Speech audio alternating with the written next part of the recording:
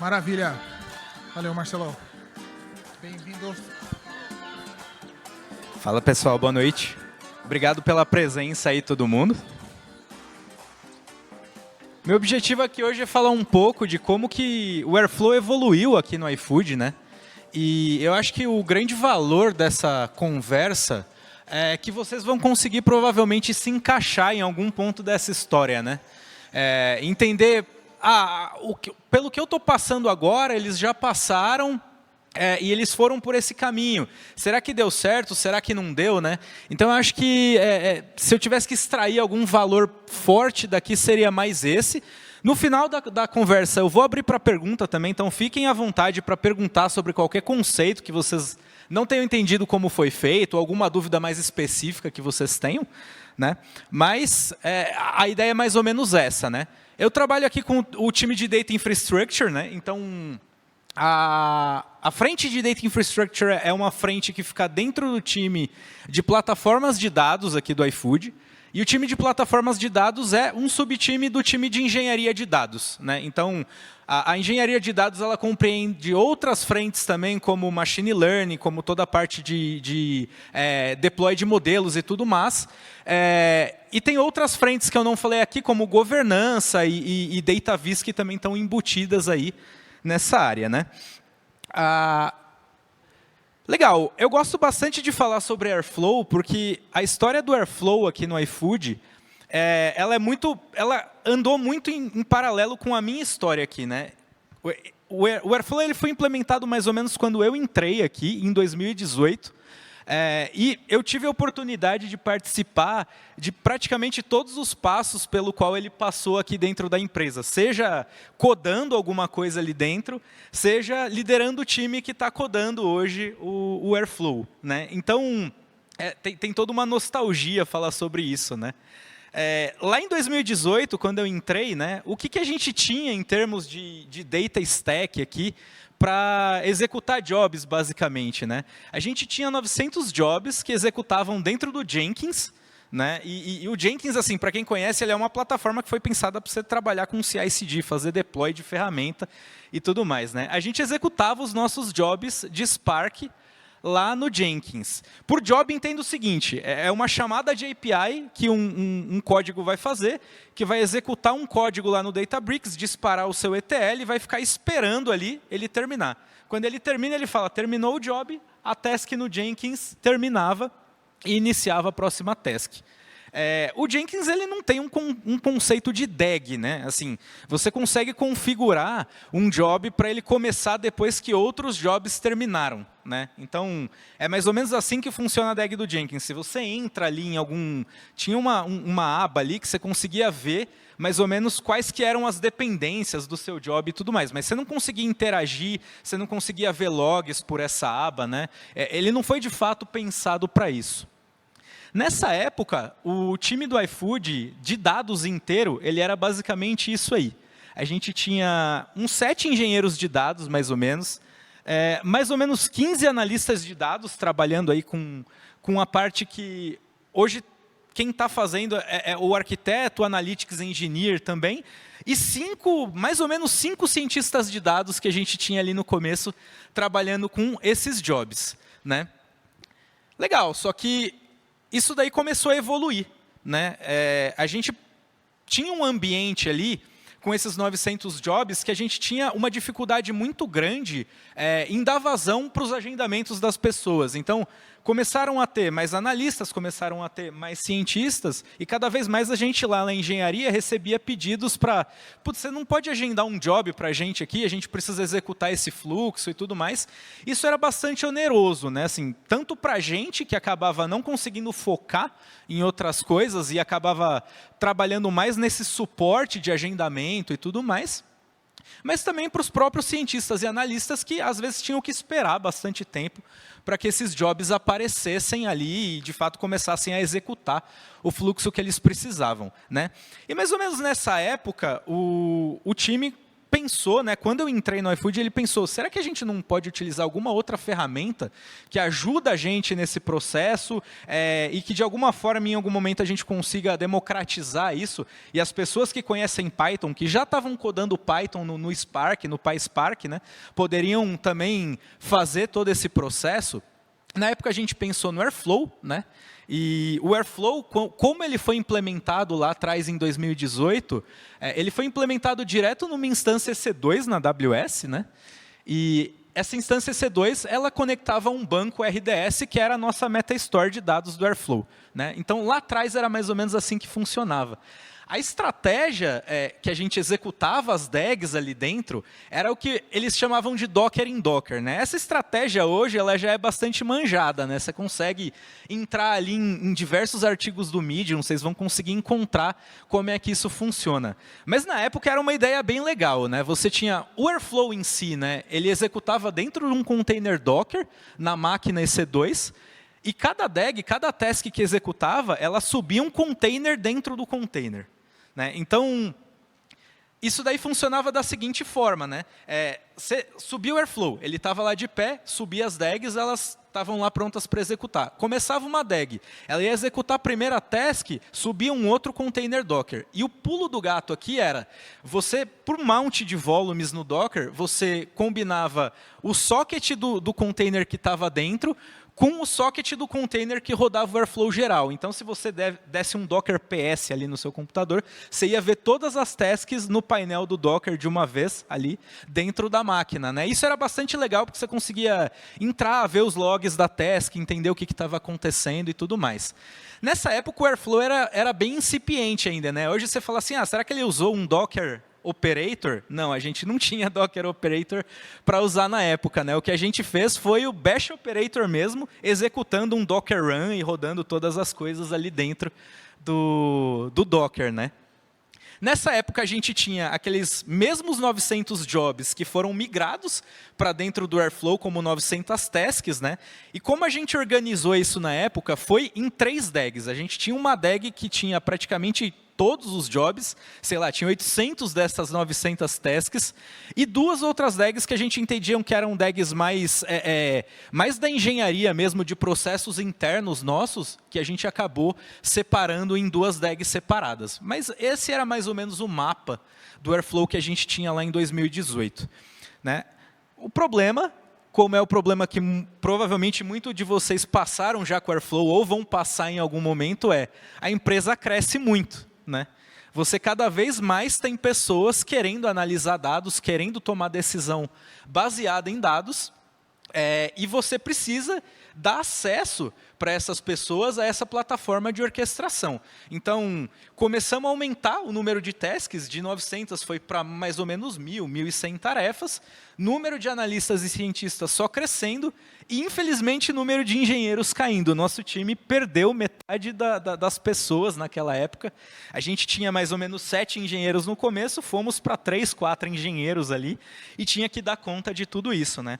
Então, eu entendo que nesse momento, a gente teve a primeira grande evolução da plataforma do Airflow, que foi a seguinte: a gente tinha que fazer com que essa tarefa árdua de receber o agendamento de todo mundo e a gente fazer esse papel de centralização e agendamento ali dentro, ela tinha que mudar, ela tinha que passar a ser uma coisa com essa cara aqui. Né? As pessoas acessando diretamente a nossa plataforma, conseguindo agendar as tarefas ali dentro, e a gente fazendo o papel de gerenciamento dessa plataforma, né? Garantindo que esses processos estivessem funcionando direitinho, fazendo validações nos inputs dos usuários e tudo mais. Né? Então, assim, a gente assumiria, de fato, um papel mais de engenharia ali dentro, e as pessoas conseguiriam ter autonomia para fazer os agendamentos e conseguir colocar no ar os seus próprios jobs muito mais rápido.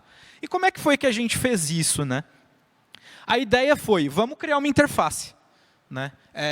Vamos criar uma interface que seja fácil o suficiente para que as pessoas consigam entender como que se agenda uma tarefa ali dentro, sem ter que se preocupar com todo o internal do Airflow, né?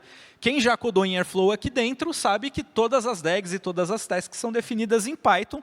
Você vai criar os seus objetos de DAG, objetos de task, e vai fazer com que essas coisas se relacionem. Então, você vai falar, ó, essa task ela é um upstream dessa, ela é um downstream dessa outra, né? Mas será que a gente queria passar essa visão para os analistas? A ideia é que não, né? Eles precisariam dizer qual era a tarefa que eles queriam agendar, qual era o código que ia rodar lá no Spark, lá no Databricks, quando eles agendassem, e de quais outras tarefas essa tarefa dele dependia. E aí, qual que é a ideia disso? Eles tinham muito mais visão disso daqui do que a gente, né? Os analistas sabem quais são as tarefas que estão gerando a tabela que eles precisam. A gente, lá na infra, a gente tinha que correr atrás disso, né? Então, era um tempo extra que a gente acabava gastando para entender como é que funcionava esse processo. Como é que funcionava isso? A pessoa criava esse arquivo YAML, colocava esse arquivo no repositório, que é o nosso repositório da plataforma do Airflow, e todo o processo de CI/CD, que aí sim a gente gerenciava, a gente mantinha, fazia com que isso tudo virasse tasks e DAGs dentro do Airflow e executasse ali dentro, de acordo com a configuração que as pessoas passavam no YAML. Claro que o YAML ele tinha mais parâmetros do que isso, mas eram parâmetros opcionais. As pessoas não precisariam se preocupar se elas não quisessem, né? De repente, elas olham e falam assim, mas eu quero que a minha task ela execute com um cluster um pouco mais pesado no Spark, com uma outra característica de instância e tudo mais, ela podia colocar essa informação ali dentro. Mas o baseline era isso. Eles executando isso, o processo agendava lá dentro do Airflow. O legal disso legal, deu uma autonomia para todo mundo. Mas, nessa época, com essa autonomia, começou a crescer bastante o número de tarefas que a gente conseguia agendar lá dentro. Então, você tinha uma máquina que foi pensada para rodar 900 mil tarefas, de repente, a gente precisava rodar 2.000, 3.000 tarefas, né? Como é que a gente fazia isso acontecer logo no começo, né? A gente escalava verticalmente essa máquina. Então, você tinha uma máquina que era lá no começo, né, uma máquina da AWS, uma R4 X-Large, a gente subiu para uma 2 X-Large, 4 X-Large, 8 X-Large, e foi dando conta disso por um tempo, né? Chegou em um certo momento, a gente olhou e falou, onde que isso vai parar, né? Daqui a pouco, a gente não vai ter para onde escalar essa máquina verticalmente. E, claro, tudo rodando dentro de uma máquina, por mais que a gente tenha seguido aquela boa prática que o Luan trouxe, né, de não executar o conteúdo dentro do Airflow, executar o conteúdo fora, você tem que fazer com que um scheduler, um web server, cuide de tudo isso dentro de uma máquina só. Se essa máquina cai, seu ambiente parou, né? Então, a ideia era, legal, como é que a gente resolve esse problema, né? A gente trabalha com várias máquinas, a gente pega uma parcela dessas tarefas e coloca em outra instância, sobe uma segunda instância de Airflow, né? E a ideia mais ou menos nessa época ali, por 2019, você via bastante gente falando sobre esse movimento aqui, né? A gente queria executar o Airflow de forma horizontalmente escalável, vamos dizer assim, que a gente pudesse não ter que subir a máquina, aumentar disco, aumentar a memória da máquina, CPU, mas sim que a gente pudesse subir mais máquinas sem ter todo o overhead de ter que ficar cuidando do spin-up dessas máquinas, do controle dessas máquinas e tudo mais. Agora, qual que era o problema, né? A gente via muita palestra, AirflowCon, o pessoal falando que estava executando Airflow no Kubernetes e funcionava bem, mas ninguém explicava o como. Ninguém explicava como é que a gente fazia isso funcionar ali dentro. E tinha outro problema. O nosso time, embora fosse um time de desenvolvedores, ninguém tinha conhecimento de Kubernetes, né? A gente falou, legal, a gente vai ter que adotar uma plataforma que a gente não conhece. A empresa como um todo, ela já estava adotando o Kubernetes nessa época. Tá? Os microserviços do iFood, alguns já rodavam em Kubernetes, mas o time de engenharia de dados em si, ele não tinha esse conhecimento. Mas a gente resolveu abraçar essa ideia e entender como é que funcionava o Kubernetes e, de fato, começar a trabalhar com ele. Então, como vamos fazer isso funcionar? Não sei, mas aceitamos o desafio e fomos atrás, né?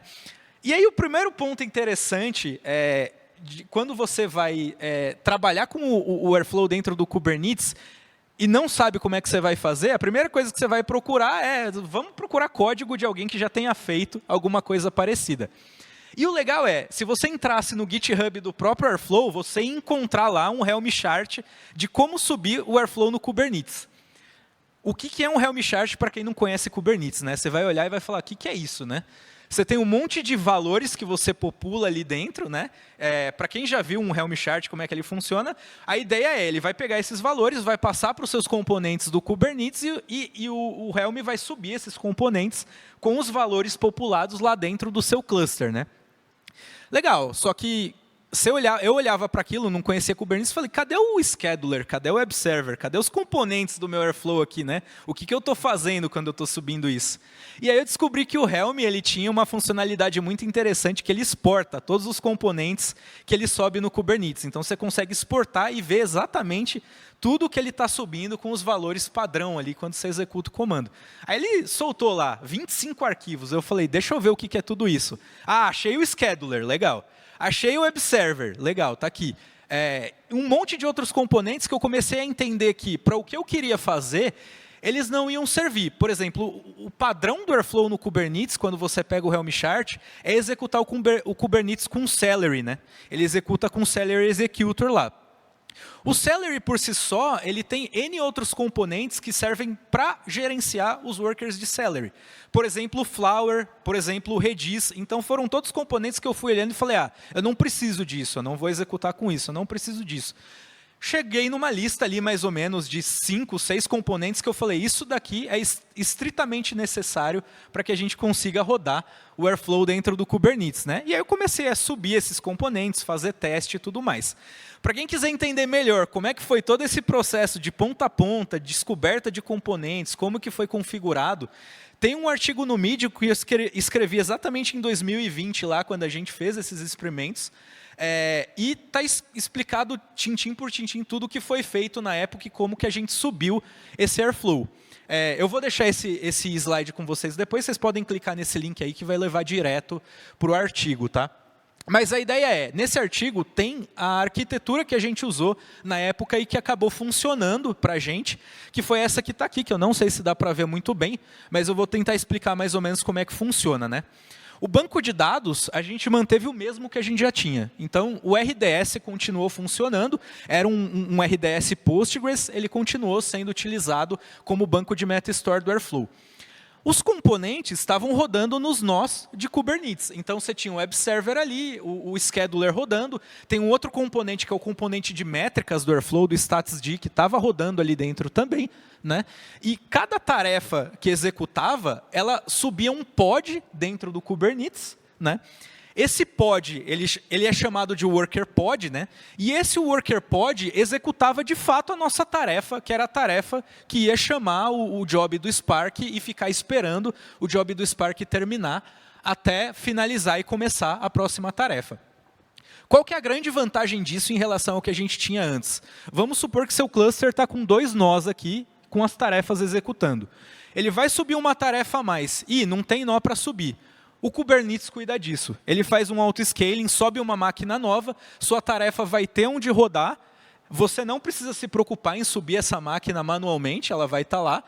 Executou, não tem mais nenhum uso de task dentro daquela máquina, o Kubernetes vai se encarregar de derrubar aquela máquina e você não vai gastar mais o dinheiro daquela máquina de pé. Essa execução ela funciona dessa forma quando você utiliza o Kubernetes Executor do Airflow, né, que foi a estratégia que a gente adotou. Se você, na época, pelo menos, se você utilizasse o Celery, você tinha que dizer de antemão quantos workers você queria que executasse as suas tarefas, né, e esses workers ficariam de pé ali o tempo todo, tendo task lá dentro ou não, eles iam ficar de pé, né, e então a gente optou por não ir por esse caminho. Legal, só que tinha uma dificuldade aqui, que era justamente a questão das DAGs, né? A gente tinha todo aquele processo que eu expliquei no começo, que a gente quer democratizar, então tinha toda a estratégia do YAML, o YAML se transformava na lista de tarefas, e essas tarefas, sim, de fato executavam no Airflow. Então, a estratégia principal que o pessoal utiliza no Kubernetes, que é fazer o Kubernetes buscar as suas DAGs dentro do Git, não funciona. Porque dentro do Git a gente não tinha as DAGs prontas, a gente só tinha os YAMLs. Né? Então, a gente precisava de um passo intermediário ali que fosse capaz de buscar os dados do Git, gerar as DAGs e colocar essas DAGs num storage. Né? E aí sim os componentes scheduler, web server e tudo mais olhariam para esse storage e não para o Git diretamente. E aí que entra o EFS. Né? O EFS da AWS, que é o disco de rede da AWS, foi a estratégia que a gente entendeu que funcionaria bem para a gente. Porque você pode pôr o seu dado ali dentro e todos os pods, tasks, web server, scheduler, conseguem ler e escrever dados ali dentro. Eles conseguem enxergar o mesmo storage, diferentemente da estratégia do Git Sync, que cada pod tem o seu próprio storage com as DAGs replicadas ali dentro. Então, o que fez isso funcionar bem para a gente foi a adoção ali do storage compartilhado para que a gente pudesse fazer esse processo de gerar as DAGs dinamicamente e colocar ali dentro do storage. Né? Legal. Esse Airflow, acredite ou não, é mais ou menos o Airflow que a gente utiliza até hoje. Então, quer dizer, teve um salto ali de 2020 para 2024 que a gente está utilizando uma arquitetura muito parecida de Airflow até hoje. Significa que a gente não evoluiu ele? Não, a gente não evoluiu do ponto de vista de arquitetura, mas a gente evoluiu muito do ponto de vista de governança, por exemplo. Hoje a gente tem 1.150 DAGs, das 3 DAGs que a gente tinha lá atrás, e mais ou menos 16 mil tarefas únicas. Né? Algumas dessas tarefas executam várias vezes por dia, em DAGs que executam uma vez por hora, por exemplo, uma vez a cada 2 horas. Então, no total, a gente tem mais ou menos 36 mil tarefas executando diariamente. Né? Quem é o dono de tudo isso? Né? Quem cuida de cada DAG? Quando alguma DAG quebra, quem que vai responder por essa DAG? Né? Então, a gente teve muita evolução do ponto de vista da governança desse ambiente inteiro e do ponto de vista também de como que a gente monitora tudo o que está acontecendo ali dentro. Né? Então, seu scheduler parou de executar, a gente sabe que ele parou, então tem que avisar, tem que alarmar. Às vezes acorda alguém de madrugada falando, olha, o scheduler parou de funcionar, a gente tem que ir lá e resolver, né? Mas a gente evoluiu muito nesse sentido, né? Até então, nossa equipe, até um mês atrás, ela tinha 3 engenheiros somente, né? Então a gente estava com uma equipe muito parecida com a que a gente tinha antes, e agora a gente está com 6 engenheiros, felizmente, alguns deles, inclusive, estão aqui. E eles estão ajudando demais a gente evoluir melhor ainda toda essa arquitetura que a gente tem. Atualmente, a gente tem mais de 200 profissionais na área de dados como um todo, e se você for considerar todos os usuários de dados dentro do iFood, então, analista de negócio, pessoal de tecnologia, devs iOS, devs Android, que utilizam o nosso ambiente de dados, a gente tem mais de 2.000 usuários utilizando o Airflow de forma autônoma, utilizando a nossa estratégia de deploy de DAGs, utilizando a nossa estratégia de deploy de tasks, e isso tudo está funcionando direitinho. O ponto é, a gente deve estar às vésperas de uma nova grande evolução nisso. Por quê? Porque mesmo isso sendo escalável dessa forma, o problema a gente continua com um ponto único de falha. A gente tem um cluster de Kubernetes com Airflow rodando ali dentro. Tudo bem, se falha uma task não impacta no cluster como um todo, mas se você tem, por exemplo, um scheduler parando, você tem um ambiente ali que não vai atualizar os 20.000 datasets que precisam ser atualizados por dia aqui dentro.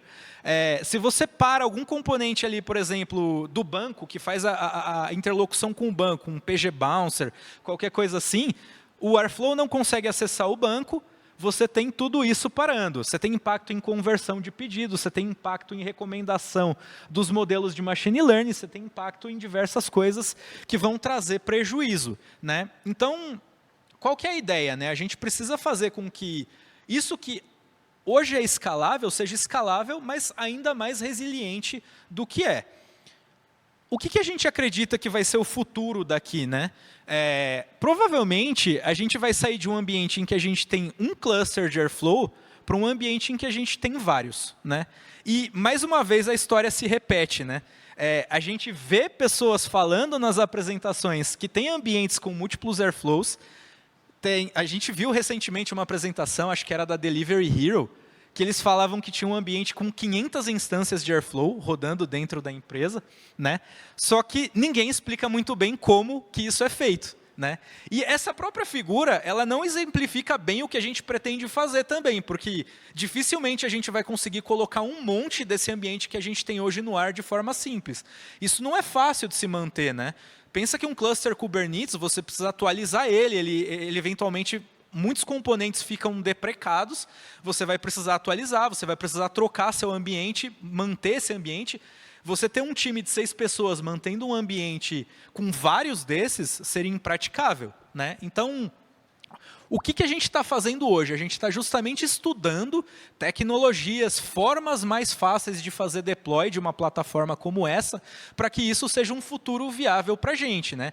O que tem de vantagem nisso aqui? A vantagem é, se você separa os seus Airflows por domínios dentro da empresa, se alguma coisa dentro do domínio A cair, o resto da empresa está funcionando, né? Então, além disso, você tem outro benefício muito grande, que você começa a compartilhar responsabilidades com os domínios. Você, como infraestrutura, vai ficar responsável por uma parte desse processo. Manter as tasks, manter as DAGs funcionando lá dentro, passa a ser responsabilidade dos engenheiros de dentro dos domínios da empresa. Então, você distribui a responsabilidade em relação à plataforma, você distribui governança em relação à plataforma e você ganha bastante resiliência em relação a ter um ambiente que, se um ponto quebra, não afeta todos os outros, né? Então, acredita-se que a gente vai por um caminho desse daí, a gente está estudando muito isso ao longo desses últimos meses, a gente vai passar para o próximo ano fiscal estudando alguma coisa parecida com essa, né?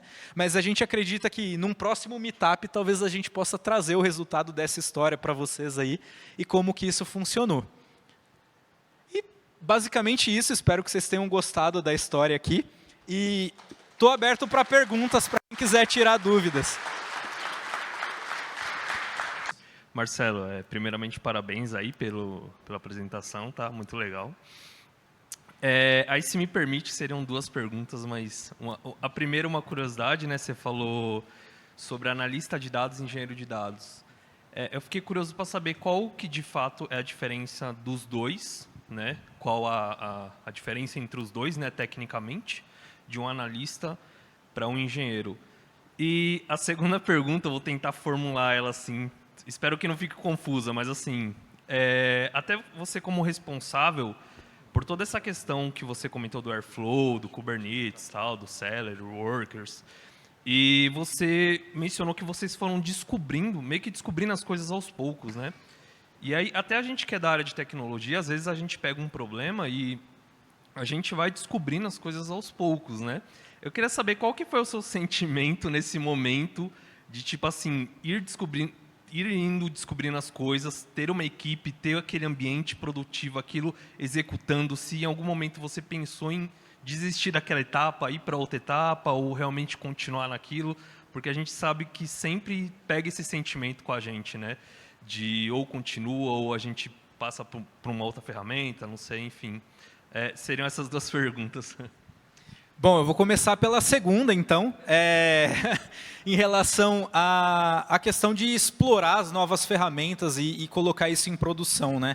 Quando a gente optou pelo Kubernetes e começou a entender como é que o processo funcionava, pelo contrário, a gente em nenhum momento pensou em desistir, porque a gente percebeu o quanto de potencial aquilo trazia para a gente, não só no Airflow, mas em todos os outros deploys de plataformas e ferramentas que a gente fazia dentro do time, né? Então, a gente começou a olhar aquilo com bons olhos, não só em vamos fazer o nosso Airflow rodar aqui dentro, mas vamos fazer tudo o que a gente administra dentro da área de plataforma de dados rodar dentro desse cluster, né? Então, assim, a gente olhou para aquilo com um potencial muito grande. Então, por mais que a gente tenha passado por uma dificuldade ou outra com o Airflow especificamente, em nenhum momento a gente decidiu sair fora da estratégia, porque ela ia trazer muitos outros benefícios para a gente, né?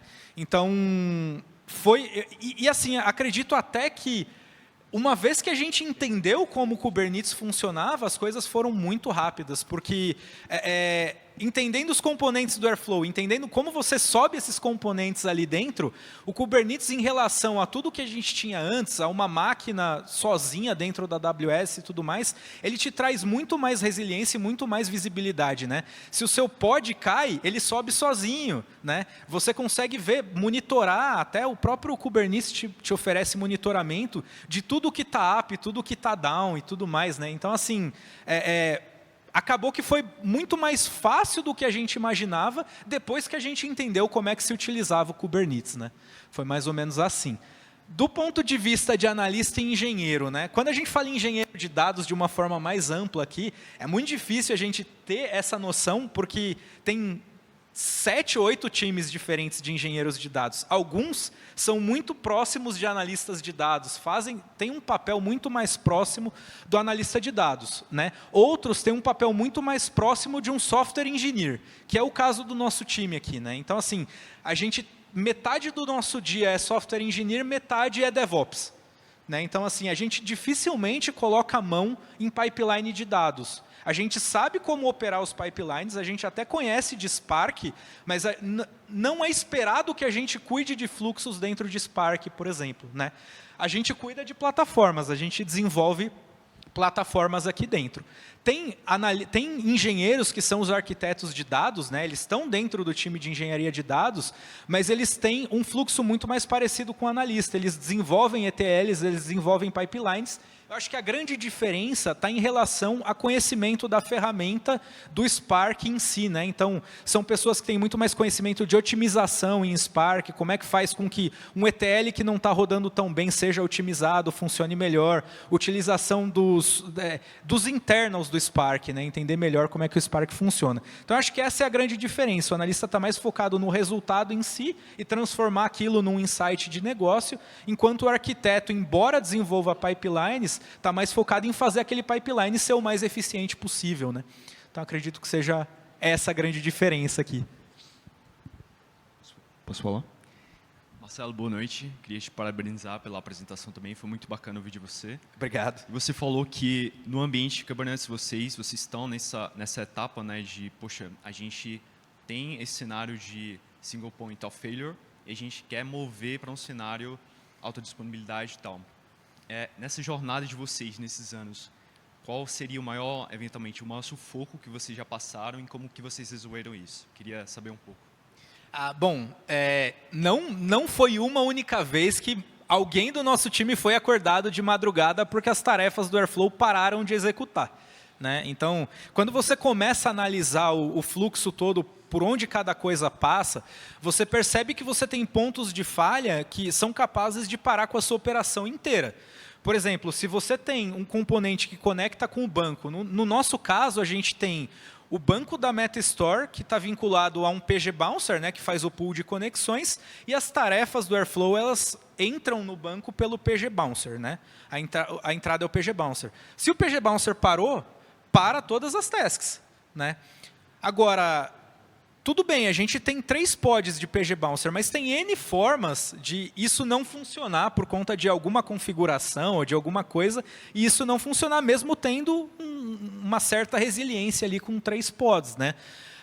Então, assim, tendo um único cluster, um único ambiente, é inevitável que você tenha pontos de falha que possam parar a sua operação como um todo. Se você divide isso em 2, você pode parar só metade da sua operação, eventualmente. Quanto mais você vai dividindo, menos chance você tem de parar uma parte considerável da sua operação.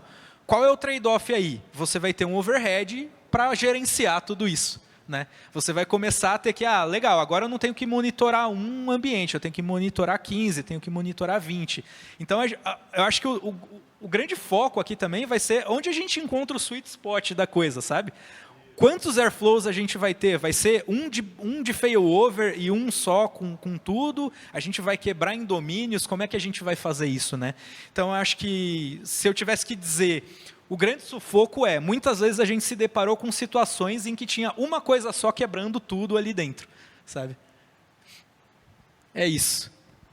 Ô Marcelo, tudo bem? Boa noite, Diego. Boa noite. Queria primeiro parabenizar e queria fazer uma pergunta praticamente específica pela migração. Você falou que você tinha 1000 tasks ali no Jenkins e você migrou e depois migrou de novo. Como foi essa parte de migração? Você chegou a fazer 2 ambientes, replicação, porque você tem ali 1000 tasks, né? Foi ou vai ou racha, você migrou progressivamente. Como funcionou isso? E agora, baseado na sua segunda pergunta, na sua segunda resposta, que você falou sobre replicação, como você está pensando em gerenciar essa próxima etapa da migração? Por exemplo, você tem que fazer atualizações ali do Airflow ou gerenciar testes. Como você está pensando nessa próxima etapa? Legal. Bom, pensando na migração inicial lá do Jenkins para o Airflow, né, o que a gente fez foi o seguinte: o Jenkins ele tinha um endpoint em que ele te entregava as dependências das tarefas que rodavam ali dentro. Então, você conseguia, fazendo várias chamadas no endpoint, então eu pegava a lista de tarefas, fazia uma chamada para o endpoint de cada tarefa e via as dependências dela. Então, eu consegui montar um grafo que seria o equivalente a uma DAG dentro do Airflow, como é que isso se relacionava, né? E aí, olhando para aquele grafo, né, na época eu lembro que eu até plotei, eu acredito que eu tenho usado um Neo4j, alguma coisa assim, que plotava um grafo para você, né? Aí eu falo, legal, a gente tem 3 grandes blocos aqui, então vamos quebrar em 3 DAGs. Esse bloco fica nessa DAG, esse bloco nessa DAG, esse bloco nessa DAG. Tendo esse grafo, a migração foi simples, porque qual que era a ideia? A gente gerou um JSON ali com todas as dependências, então era a tarefa 1 tem como dependência todas essas, a tarefa 2 tem como dependência todas essas, e o código do Airflow, o código da DAG, o que ele fazia era, pegava a tarefa, criava um objeto task instance, para cada dependência criava um task instance e fazia com que elas fossem downstream daquela primeira. Né? Então, o processo de migração do Jenkins para o Airflow ele foi numa batelada só, porque a gente tinha esses scripts auxiliando a gente nesse processo de gerar o código equivalente ao que tinha ali no Jenkins. Né? Se fosse com o ambiente de hoje, fazer uma migração de um ambiente que a gente tem hoje para outro, provavelmente não seria numa batelada só. A gente provavelmente faria isso em pedaços. E aí vai para a sua segunda pergunta. Né? Como é que a gente pretende operacionalizar esse step, né, de transformar isso de um Airflow simples, né, de um único cluster, para vários Airflows? E aí eu acho que assim, a história aqui dentro de todos os problemas que a gente teve mostrou que não é bom a gente fazer as coisas todas de uma vez. Assim, né? O ideal é você encontrar domínios dentro da empresa. Né? A gente entende que se você encontrar domínios que tenham uma maturidade já próxima daquilo que você precisa para gerenciar, por exemplo, um ambiente, fazer com que essas migrações aconteçam de forma mais orgânica, que não seja o nosso time fazendo a migração por completo, mas esse pessoal ajudando também, ajudando a entender os problemas, reportando para a gente o que está acontecendo. A gente pode pegar esse domínio, fazer isso acontecer, ter todo o aprendizado e pegar isso e aplicar para outro. Então, vamos pegar todas as DAGs desse domínio e vamos colocar num ambiente separado, por exemplo. A gente faz isso funcionar, entende as dores, funcionou, vamos pegar um outro domínio e vamos fazer isso com esse outro domínio. E, eventualmente, você vai ter todos os seus domínios, cada um com seu pedacinho, e com todo esse aprendizado, sem que a gente tivesse quebrado tudo. Então, não sei se é exatamente isso que a gente vai seguir, mas eu entendo que você consegue, como as DAGs elas são isoladas e elas têm domínios bem definidos, você consegue pegar DAGs específicas e começar a trabalhar com essas DAGs específicas em ambientes novos. Né? A ideia é mais ou menos essa. Opa, boa noite. Aqui. Boa noite. Primeiramente, parabéns pela evolução, muito legal. E eu queria entender de vocês como é que ficava a governança no caso de você subir jobs. Eu entendi ali que você passou a responsabilidade para os usuários fazer a subida de jobs, mas como é que ficava a governança no sentido de se havia duplicidade de job ou não, DAGs ou tasks duplicados? Como é que ficava a governança nesse sentido? Ah, legal, bem bacana. No início, a gente tinha um sistema de validação dos inputs das pessoas, que fazia o mínimo ali, entendia se o que a pessoa colocou como dependência era uma dependência que de fato existia, né? Porque senão na hora de gerar a DAG quebrava ali o processo. Né? Então assim, a gente pôs o mínimo de validação. E ao mesmo tempo que as pessoas começaram a utilizar, a gente percebeu que a gente ia ter que evoluir bastante aquilo. Por exemplo, a gente já viu acontecer de alguém colocar uma dependência cíclica ali dentro. Né? Então, escreve uma tarefa que depende de uma tarefa que depende daquela. Então você fecha um ciclo e isso na hora que você mandava por Airflow quebrava a sua DAG. A gente tinha 3 DAGs, né? Se quebrasse a DAG principal, era boa parte do processo que não rodava. Então cada vez mais a gente evoluiu esse processo de validação da entrada do usuário para evitar o máximo que a gente poderia, já do ponto de vista do CI/CD, que não entrasse nada muito diferente do esperado ali dentro. Então, esse é o primeiro ponto, né? A gente evoluiu tecnicamente a nossa validação. O segundo é um pouco mais difícil, porque assim, o problema é, se a task de alguém quebra e tem uma task que depende dela, quem que vai consertar? Quem que vai arrumar o pipeline, vai corrigir o código que está lá no Spark ou qualquer coisa assim? Essa noção de dono não existia muito no começo do nosso ambiente, né? Então, a gente foi evoluindo a governança no sentido de, você subiu essa tarefa, você é dono dessa tarefa, você tem que ter uma forma de saber se ela está funcionando bem ou não. Se quebrar essa tarefa, você é o responsável por colocar ela no ar de volta o mais rápido possível e notificar as pessoas que dependem dela, né? Então, ó, quem depende disso daqui vai ficar pronto daqui a pouco. Então, a gente tem muito essa comunicação no Slack hoje, a gente tem bots que avisam ali quando alguma coisa quebrou eventualmente, né? Então, você tem... Isso começou bem incipiente, mas foi melhorando bastante ao longo do tempo, né? Então, assim, a governança hoje, eu acredito que se a gente encontrar uma tarefa quebrada ali, grandes chances de a gente saber quem que tem que cuidar daquela tarefa e pedir para eles consertarem. Antigamente, era dias entendendo quem que tinha que responder por aquilo, né? Então, também foi uma evolução pela qual a gente passou ao longo do tempo. Opa, boa noite. Quem falou? Aqui, ó. Opa! Bom, primeiramente, muito boa a palestra, entender como que funciona o ambiente aí do iFood, questão de jobs. A minha dúvida é mais referente à monitoração em si desses jobs, né? Como que ela funcionava, como que ela funciona hoje, se dentro do Airflow existe a parte de monitoramento ou é uma ferramenta externa. Como você falou, né? Já foi acordado de madrugada para resolver. E eu queria entender mais esse ponto aí de monitoria. Bacana. Hoje a gente tem algumas camadas de monitoramento, tá? Então, como 80% das tarefas que a gente roda são jobs de Spark dentro do Databricks, o primeiro aviso vai pelo próprio Databricks se a task quebrou, né? Então, quando você configura uma tarefa lá no Databricks, você tem a opção de passar, se falhar, envia um e-mail para essa pessoa, ou envia uma notificação no Slack para essa pessoa. Então, esse é o primeiro check que a pessoa que é dona daquela tarefa vai receber de que teve um problema. Legal, só que se o problema for na plataforma, né, como é que isso funciona hoje? O próprio Airflow ele tem um componente lá dentro que chama StatusD. E esse componente ele mostra métricas dos seus componentes principais ali dentro. Então, Scheduler, Web Server, os componentes que são responsáveis por agendar as coisas, de fato, fazer com que a sua orquestração ocorra. E a gente monitora as métricas desse StatusD num dashboard de Grafana que a gente tem aqui. E esse dashboard ele é capaz de avisar a gente, de alarmar a gente, quando alguma coisa está errada com esses componentes. Então, por exemplo, se a gente receber uma métrica de que na última meia hora não subiu nenhuma tarefa, a gente vai ser notificado de madrugada.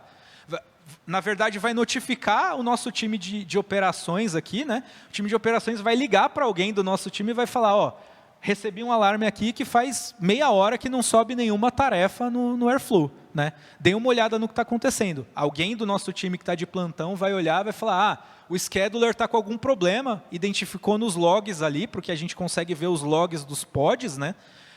Isso é enviado para o CloudWatch dentro da AWS e a gente consegue entrar no cluster também e ver os logs. O que aconteceu? O scheduler está com um problema ABC. Legal, vamos corrigir, vamos subir isso de volta. A gente vê aquele alerta do Grafana sendo desligado no sentido de resolvemos o problema, né? O time de operação fala, legal, recebi o aviso de que foi resolvido, e acaba com o problema por aí. Então, a gente tem o nível de monitoramento na tarefa e a gente tem os monitoramentos da própria plataforma que o StatusD oferece para a gente e a gente monitora com Grafana e Prometheus do nosso lado. Beleza. Obrigado. Nada. É isso? Então é Acho isso, que é pessoal. isso aí. Obrigado pela presença aí. Espero que tenham gostado. Belezinha.